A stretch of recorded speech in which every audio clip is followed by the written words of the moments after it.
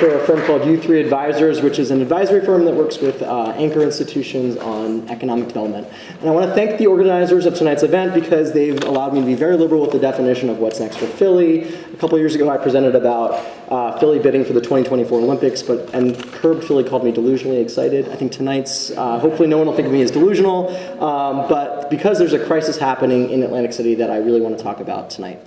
As you might know, Atlantic City lost 6,000 jobs in the last 6 months. 4 casinos closed, the Atlantic Club, Trump Plaza, Revel, and Showboat. And that has resulted in an unemployment rate of about 18%. I think it's lost also about 18% of its workforce in the last 6 months. So New Jersey is facing a major crisis. And how did we get here? How did this happen? I think in order for us to diagnose, how to fix Atlantic City, which we keep asking ourselves, we need to understand how did we get here and understand kind of like the roots of this problem. So I want to step back a little bit and look at the history of Atlantic City and understand how did all of this happen. So we'll start first by looking at kind of the early days of Atlantic City. If you watch Boardwalk Empire, you know this. Atlantic City first started as a resort in the 1870s, roughly, is when the first hotel opened. By the 1920s, when prohibition laws were roughly not really enforced in Atlantic City, that's when kind of it became its heyday.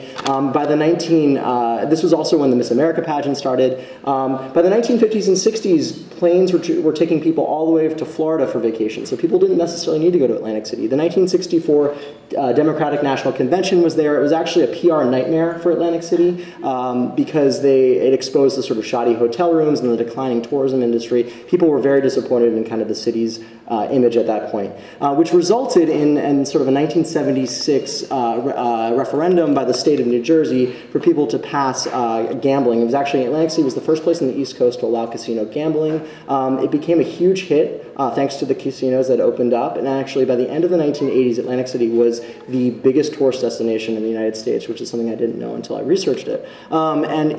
This boom continued on and off, and throughout the 2000s, AC cleared land for future development. Some of it happened, some of it didn't. New hotels opened, high-end hotels like the Borgata, new malls, the biggest of which was the planned Revel Casino, which was 20 acres on the north side of the city. And that was a $2 billion investment. And at the same time, the Great Recession happened, and casinos opened in Pennsylvania and in Connecticut and New York, and that was siphoning customers away. So Governor Christie had to step in and invest $270 million of taxpayer money to save the Revel Casino. And as you know, that investment did not necessarily pay off. So I think with this decline in Atlantic City, it begs the question, is Atlantic City the next Detroit?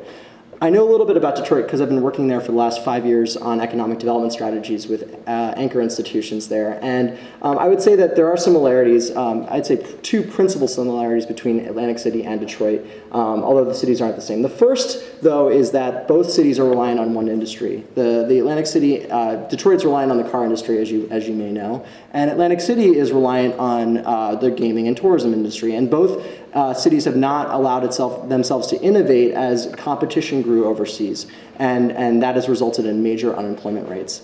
And the second, I believe, is little investment in sense of place. If you go to Detroit, you see that it was a very auto-oriented town. Factories worked well when people didn't go outside of their walls. Same with casinos. If you look at, step off of the boardwalk and you kind of look at Google Earth and what Atlantic City looks like, you see a sort of defensively built city with walls and parking garages and sky bridges. So is Atlantic City the next Detroit? It's possible, but I would like to argue that right now Atlantic City is at an inflection point where it can rethink itself. And I believe that if Atlantic City thinks of itself differently and specifically focuses on a different industry, on a different way to diversify its economy, it can repurpose itself into a new kind of destination.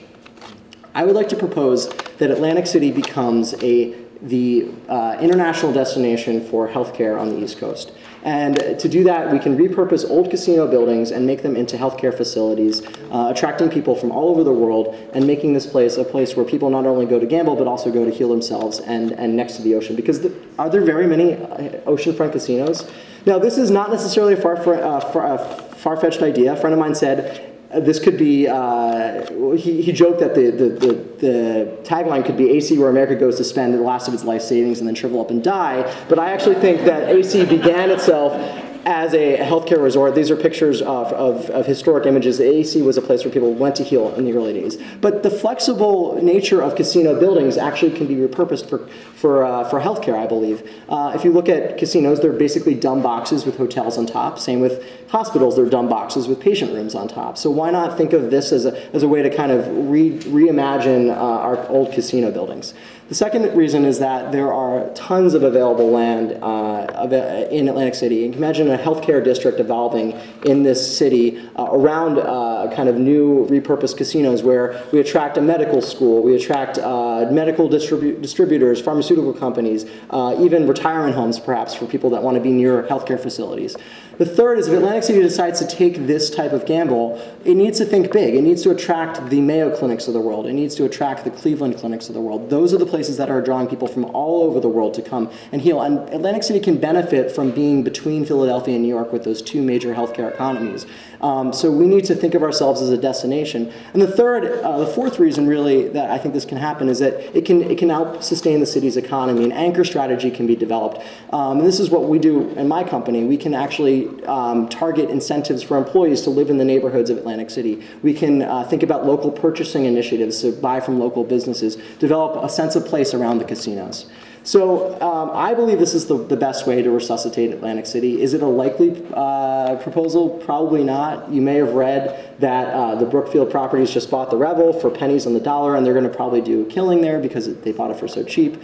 But this is a way, what I wanted to talk about tonight was really a way to kind of rethink our cities and think outside the boxes. And perhaps one day we can actually learn from Atlantic City. If they actually decide to do this, this approach, we can think about maybe this is a future use for our casinos, because casinos aren't ways that places that are going to heal our cities. They're not the panacea for all of our problems. So perhaps one day, instead of thinking about how we can fix Atlantic City, we can think about how we can learn from it. Thank you very much.